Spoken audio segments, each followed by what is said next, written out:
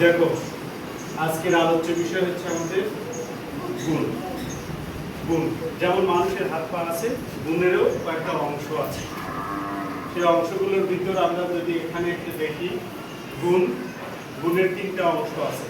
এক নম্বর হচ্ছে গুণ্য, দুই নম্বর হচ্ছে গুণক, তিন নম্বর হচ্ছে গুণফল। এখন গুণ্য কি, গুণক কি, গুণফল কি, এটা আমাদের জানতে হবে। এইটা ভালো করে বোঝার জন্য আমরা এখানে আসতে পারি।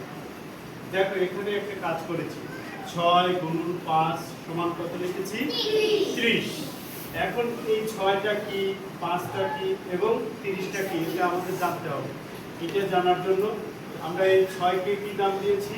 গুণ্য, এবং 5কে দিয়েছি গুণক, এবং 30কে দিয়েছি গুণফল। আমরা নাম দিলে হবে, নাম দিলে কিন্তু হবে না। আসলে বাস্তবিক সেটা হবে কিনা সেটা যাচাই করি। গুণ্য কাকে বলে? যাকে গুণ করা হয় তার নাম হচ্ছে গুণ্য। এখানে আমরা কাকে গুণ করতেছি? 6 কে। গুণক কাকে বলে? যা দ্বারা গুণ করা হয় তাকে গুণক বলে। তাহলে 6 কে আমরা কি দ্বারা গুণ করতেছি? 5 দ্বারা। 6 কে 5 দ্বারা গুণ করার পর যে ফলাফল আসছে তার নাম হচ্ছে গুণফল। অর্থাৎ গুণ্য এবং গুণক গুণ করে যে মান পাওয়া যায় তাকে বলা হচ্ছে গুণফল। এই তো, তাহলে আবার একটু রিপিট করি যে গুণের তিনটা অংশ।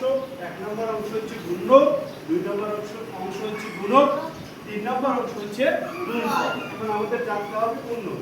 6 অর্থাৎ যাকে গুণ করতেছি, যেটাকে কেন্দ্র করে আয়োজন, সেটাই হচ্ছে গুণ্য, এবং যা দ্বারা গুণ করতেছি তাকে বলে হচ্ছে গুণক, এবং গুণ্য এবং গুণক গুণ করে যে মানটা পাওয়া যায় তাকে গুণফল